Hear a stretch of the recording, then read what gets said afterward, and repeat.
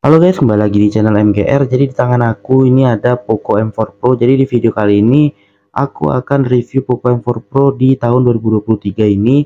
Apakah masih worth it atau tidak?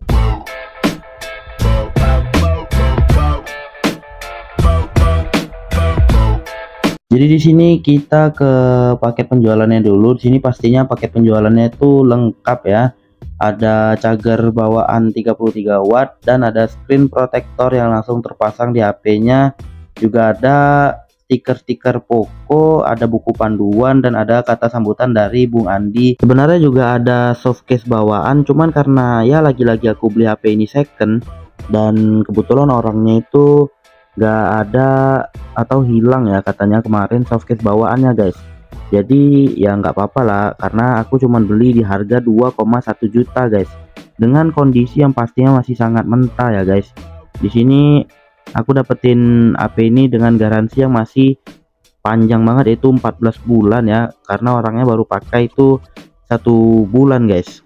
Dan kenapa aku selalu beli HP second ya, karena ini kan cuman untuk sekedar di review guys, bukan untuk aku pakai pribadi. Lagian juga kalaupun aku pakai pribadi, aku tuh jarang banget beli HP baru ya guys, karena aku tuh sering banget gonta-ganti HP. Dan kalau misalnya aku beli HP baru dengan budget yang lumayan tinggi, itu tuh menurut aku rugi guys saat kita nanti mau ganti HP ya guys. Dan untuk harga barunya bagi kalian yang ingin beli baru, sini aku lihat di Google dan katanya sini di situs Poconya ada di varian 6128 itu harganya tuh 2,8 juta, dan RAM 8256 itu harganya 3,3 juta guys.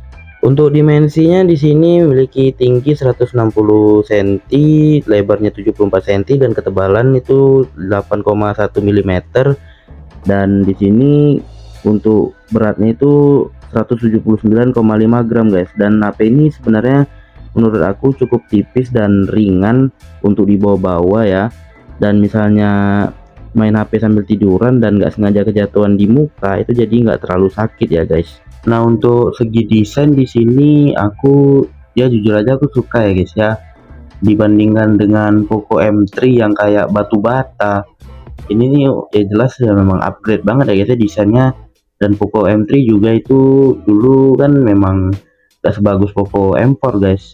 Dan di sini di varian warna biru itu kita bisa nemuin kayak ini guys, kayak sisi-sisi gitu ya, nggak pas, walaupun dari plastik ya backdoornya, cuman dia kayak ada desain, maksudnya kayak ada tekstur-tekstur kayak sisi-sisi gitu guys di variannya warna biru ini.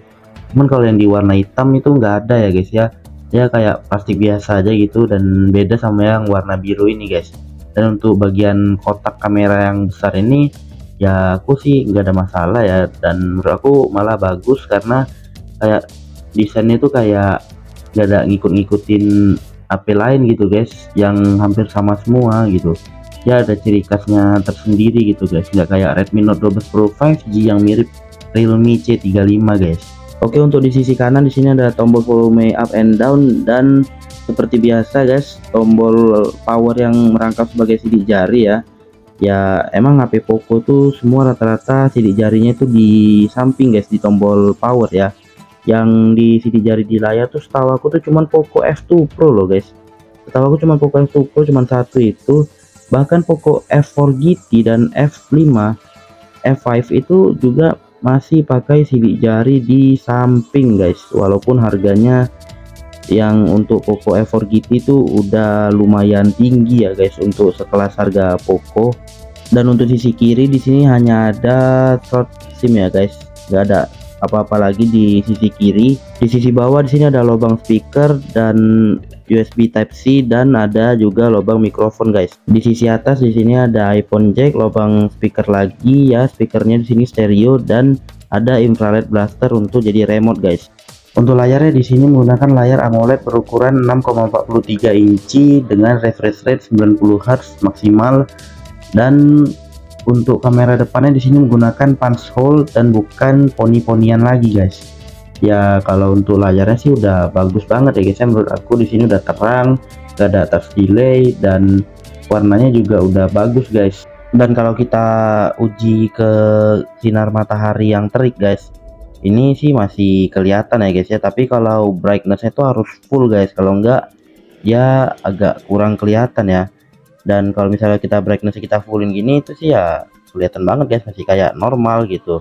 Untuk baterai di sini HP ini menggunakan baterai 5000 mAh, dan di sini aku cukup salut dengan HP ini yang enggak begitu besar dan enggak begitu tebal guys. Di sini HP ini termasuk tipis sih menurut aku, dan itu bisa muat masuk baterai 5000 mAh guys. Dan untuk kapasitasnya sih menurut aku sih udah bagus banget ya guys ya. Tapi aku nggak bisa nunjukin di sini karena HP ini juga aku pakai untuk main game aja guys. Dan untuk main game sih awet-awet aja guys menurut aku. Dan di sini tuh nggak ada mode-mode performa atau mode yang kayak di Redmi ya guys ya. Kayak di Redmi Note sebelumnya tuh kan ada mode performa guys, tapi di Poco ini dia cuma ada mode normal gini aja guys, nggak ada mode performa yang kayak ada di Redmi. Oke guys, kalau untuk pengecasan di sini aku ngecas dari baterai itu 14% ya, dengan cas bawaan 33 watt di jam 8 atau 20.00. Nantinya aku akan ngecas sampai baterainya itu sekitar 90-an guys. Kayak biasa di sini aku aktifkan tuh mode pesawat ya guys ya. Karena aku tuh kalau ngecas tuh selalu aktifkan mode pesawat guys, supaya ngecasnya itu bisa lebih cepat ya. Oke guys, jadi di sini udah jam 20.41 atau jam 8.41. Di sini baterainya udah 92%. Jadi untuk mengecas sampai baterai 92% ini dari baterai 14% itu membutuhkan waktu sekitar 41 menit guys. Jadi kalau misalnya mau full paling itu sampai jam 8:50 ya guys.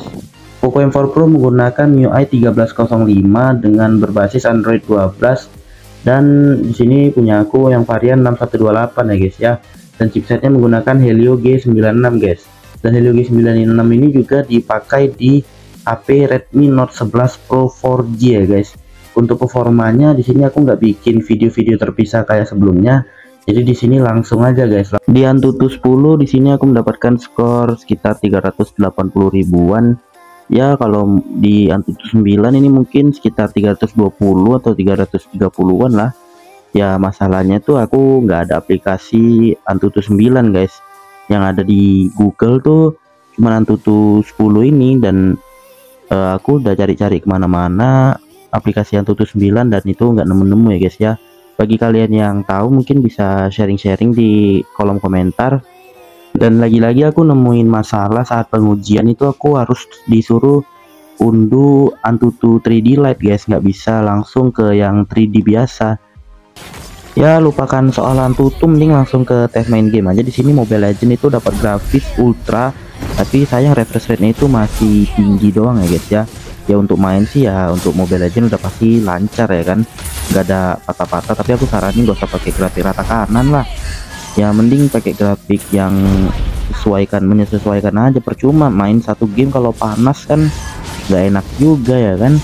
Beralih ke game FPS, di sini Call of Duty Mobile dapat di grafik medium, frame rate high di setelan tertingginya, dan pastinya main Call of Duty masih aman banget ya guys. Nah di sini tumben banget aku masukin game PUBG karena kemarin sekalian download, dan grafik paling tingginya di sini yang kebuka itu high, bukan high, maksudnya HD dengan frame rate high. Tapi ya saran aku tetap aja main pakai grafik yang menyesuaikan aja biar supaya nyaman ya. Dan untuk game PUBG jelas ini masih ya terlalu ringan lah, masih lancar aja untuk chipset Helio G96 yang ada di Poco M4 Pro.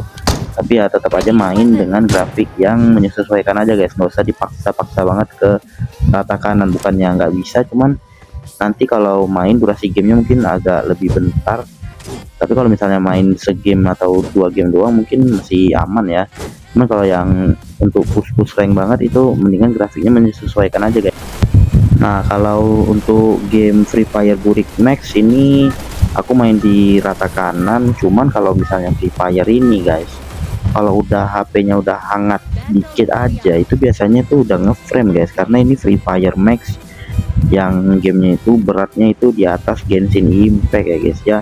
Namanya juga Free Fire Burik Max ini memang kalau sedikit aja hangat gitu ya itu udah ngeframe guys. Kayak dulu Redmi Note 11 Pro 5G juga sebenarnya kalau main di grafik rata kanan bukan Free Fire Max juga itu udah ngeframe guys kalau udah hangat dikit aja. Kalau main Battle Royale ya, kalau main Crash Squad itu masih agak bisa ringan, masih bisa main kadang kalaupun agak panas, cuman ya tetap aja guys, kalau Free Fire Burik Max ini mendingan saran aku main di grafik standar aja dengan frame rate yang high ya guys ya, itu yang paling nyaman guys. Gak usah pakai grafik paling rata kanan lah untuk game Free Fire Burik Max ini.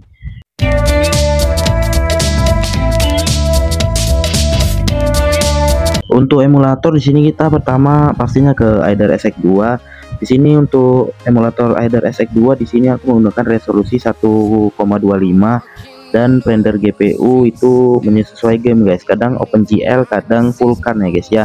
Tergantung game apa yang kita mainin guys. Dan di sini untuk tingkat siklus dan playward siklus ini sama-sama di 0 ya guys ya, setelan bawaan.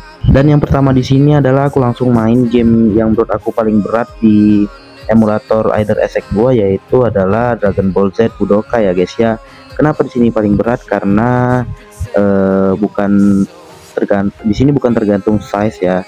Di sini tergantung dengan FPS yang dikeluarkan, dan menurut aku game ini yang paling berat guys. Dan di sini grafiknya terpaksa aku turunin ke kali 1 karena mainnya kurang nyaman guys di grafik 1,25 untuk game ini guys. Nah, kesimpulannya kalau untuk game ini sebenarnya masih enak untuk dimaini kalau misalnya kalian turunin lagi ke grafiknya ke 0,75 atau berapa. Cuman resikonya ya itu guys, dia jadi kayak Free Fire guys, burik banget guys. Nah, kalau misalnya pakai grafik kali 1 ya kayak gini guys hasilnya guys. Nah, kalau untuk main ini ya mungkin grafiknya agak diturunin lagi lah guys. Nah, di game kedua ini ada Downhill Domination. Di sini dari start aja udah agak ngeframe ya. Jadi kalau untuk Downhill ini kayaknya game balap emang kurang mendukung sih guys di emulator Aider SX2 ini, karena ya gitu, balap juga lebih membutuhkan FPS yang lebih tinggi. Jadi di sini aku terpaksa turunin lagi grafiknya. Jadi ya ini mungkin nanti ya aku coba lagi restart. Ini kalau turunin grafik sih sebenarnya udah agak lumayan, cuman ya itu guys, burik guys. Grafik kali 1 tuh di sini menurut aku burik ya untuk Aider SX2. Tapi kalau untuk nyaman sih kayaknya udah mulai nyaman. Tapi kalau dari start ini karena mungkin rame ya guys ya, dia kalau Aider SX2 ini kalau misalnya ada rame gitu, musuhnya rame atau keramaian lah gitu guys, itu biasanya ngeframe guys, ngeframe. Tapi ini kayaknya udah enak kalau kita main di grafik kali 1 doang guys gitu. Nah, selanjutnya di sini tuh aku ada God Hand.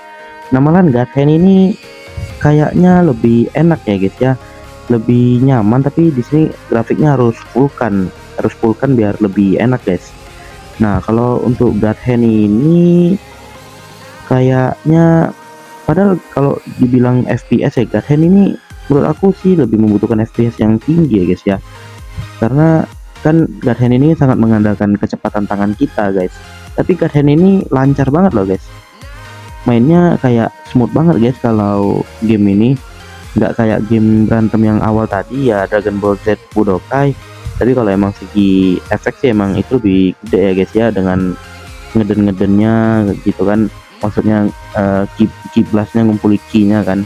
Nah, kalau di God Hand ini lebih ringan guys, lebih enak guys mainnya. Selanjutnya di sini ada game kesayangan kita semua, yaitu Grand Theft Auto San Andreas GTA SA.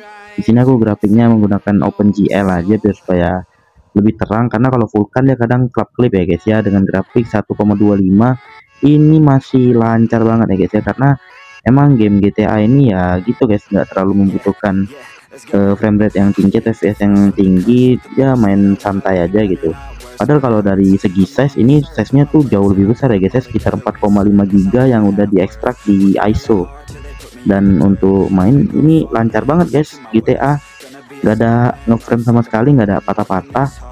Dan di sini aku masih hafal cheatnya by the way ya, jadi kita bisa terbangi kereta quad bike ini. Nah, di sini aku baru menyadari sesuatu ya guys, ini entah menurut aku aja atau gimana, tapi guys MediaTek ini, chipset MediaTek itu kayaknya masih agak kurang optimal ya untuk main emulator Eider SX2 ini, karena pengalaman aku guys pakai HP Snapdragon itu tuh kayak lebih lancar gitu dan nggak banyak setel-setelan lagi guys untuk main game Eider SX2 ini, emulator ini ya guys ya, dibanding dengan MediaTek gitu. Nah belakangan ini barusan aku review Redmi Note 12 Pro 5G, dan itu kan kita bisa lihat dengan masa grafiknya itu bisa sama dengan HP ini guys, hampir sama. Kemarin grafiknya itu pakai 1,25 atau 1 aja ya guys ya grafiknya, biar lancar main game Dragon Ball Z Budokai. Ya ini aku juga nggak tahu ini perasaan aku aja atau memang benar ya. Kalau memang benar semoga aja untuk aplikasi Eider SX2 cepat optimalisasi ke chipset MediaTek ya guys ya. Ini kayaknya bukan salah chipsetnya, ini kayaknya salah di aplikasinya ya guys, karena kurang optimal di chipset MediaTek ini. Oke guys, kita lanjut ke emulator yang satunya, yaitu PPS SPP. Dan ini termasuk emulator bagus sebenarnya, cuman ini bukan PS2 ya guys ya. Ini hanya mirip dengan PS2, cuman ini kayak PS2 Lite nya lah gitu istilahnya kan. Nah ini emulator bagus, cuman minusnya dia nggak ada analog kanan guys, kayak bener-bener kayak PPSP ya. Dan walaupun kita tambah stick tambahan, pakai stick tambahan juga nggak ada analog kanannya guys. Nah di sini aku udah kasih stick tambahan, dan kalian bisa lihat sendiri sini ini nggak ada analog kanannya guys, dan juga nggak ada L2 dan R2 ya guys ya. Jadi hanya L1, R1, dan pokoknya kayak yang inilah guys, kayak yang di layar itu guys. Tombolnya cuman itu, dan walaupun kita pakai ini stick tambahan, dia tetap nggak ada ini guys, tombol tambahannya. Sebenarnya emulator ini tuh bagus ya guys ya, karena nggak semua game kayak ini, contohnya game God of War. Di emulator ini ada game God of War, Chain of Olympus, dan Ghost of Sparta guys. Bagi kita yang pecinta game franchise God of War tuh kan harus maini semua game God of War kan guys. Nah ini game Chain of Olympus dan Ghost of Sparta hanya ada di sini guys, kalau yang di HP guys. Kalau di Eider SX2 tuh cuman ada yang God of War 1 dan 2 guys. Dan di sini tuh minusnya ya rollingnya susah. Tadi rollingnya tuh mencet apa tadi ya, dia harus ditekan double gitu guys kalau nggak salah. Dan ternyata kalau mau rolling itu pencet L1 R1 dan analog kiri ya guys ya. Dan itu berarti kalau kita main game lain itu tuh juga harus pencet L1 R1 analog kiri agar kita bisa setel kamera. Itu pengganti dari analog kanan yang kalau di PS2 itu berfungsi sebagai pengatur kameranya guys. Jadi itulah hasil pengujian performa dari si Poco M4 Pro ini guys. Yang menurut aku sih untuk kelas harganya 2 jutaan sih itu udah bagus banget ya guys. Oh ya, untuk suhunya sih normal aja ya guys ya, nggak ada kepanasan atau overheat. Jadi kalau kita bantai dengan game-game emulator atau game-game berat lainnya, HP ini sih masih kuat-kuat aja guys, kecuali kita jangan terlalu maksa ya guys ya. Semua HP juga kalau kita maksa di luar kapasitas mesinnya ya pastinya keteteran juga guys. Jadi sadar diri aja guys, sadar diri dengan harganya. Poco M4 Pro di sini menggunakan triple kamera ya, yaitu kamera utama 64 megapiksel, kamera ultra wide itu 8 megapiksel, dan kamera makro 2 megapiksel guys. Dan untuk kamera selfie di sini punch hole dengan resolusi 16 megapiksel guys. Untuk hasil kameranya di sini kalian bisa nilai sendiri ya guys.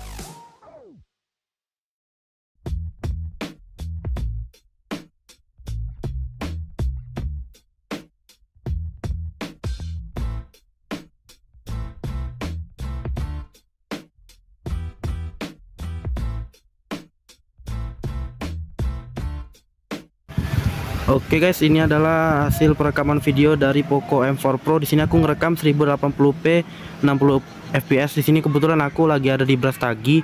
Jadi sekalian aku bisa ngerekam di sini ya guys.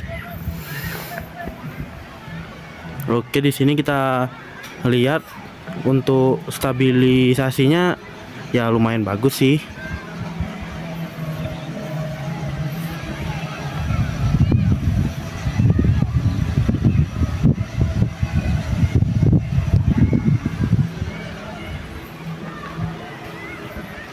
Kabut guys.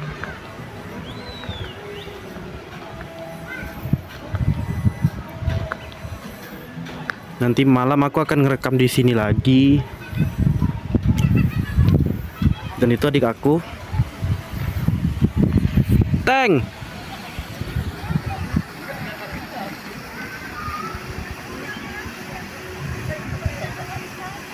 Kalau dia di zoom itu udah kelihatan agak burik ya guys ya. Kalau ngerekam video ya wajar sih, cuman 1080p, nggak sampai 4K atau 2K, tapi ya udah bagus sih kalau untuk ngerekam kayak gini.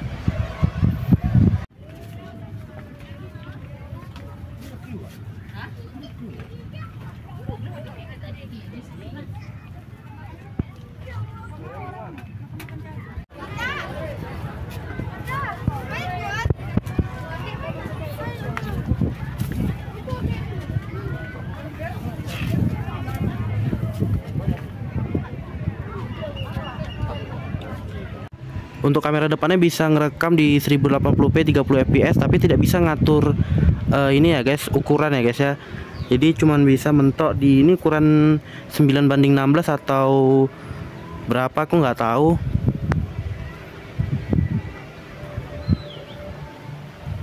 Jadi ini hasilnya.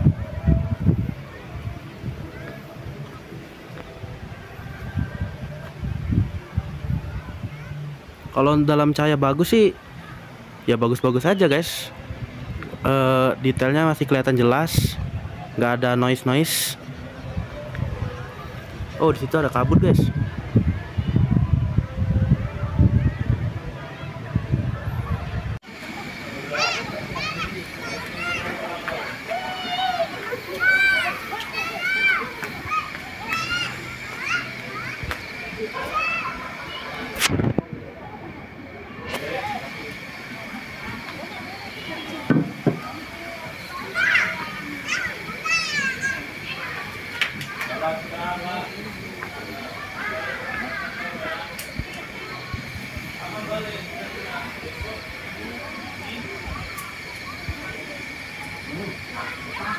Ya, di sini kesimpulannya menurut aku Poco M4 Pro ini masih sangat worth it untuk 2023 dengan desain yang lumayan cakep gini, enak dibawa-bawa, kamera juga bagus, chipset juga bisa main banyak-banyak game dengan gampang dan bisa main game emulator juga. Dan di sini aku menyadari suatu hal bahwa dengan adanya Poco M4 Pro ini, Redmi Note 11 Pro 4G itu makin gak guna banget ya guys ya, makin gak ada tempat. Dan aku saranin nggak usah beli HP itu guys, Redmi Note 11 Pro 4G ya. Dan emang sih itu HP juga pertama diciptakan cuman untuk biar supaya Redmi Note 11 Pro 5G itu lebih menarik guys. Dan sekedar info, aku pernah juga pakai HP itu ya kan, aku kan jual beli HP ya guys ya. Jadi aku pernah beli HP itu dan aku tes kameranya, kalau aku ingat-ingat sih nggak sebagus dari Poco M4 Pro itu guys. Kamera Redmi Note 11 Pro 4G itu dia kayak agak kuning ya, agak kuning gitu guys, walaupun 108 megapiksel ya guys ya, dengan warnanya yang aku kurang suka guys. Oke guys, mungkin itu aja review dari Poco M4 Pro ini. Makasih bagi yang udah nonton, jangan lupa like, komen, dan subscribe. Kita ketemu lagi di video berikutnya guys, bye bye.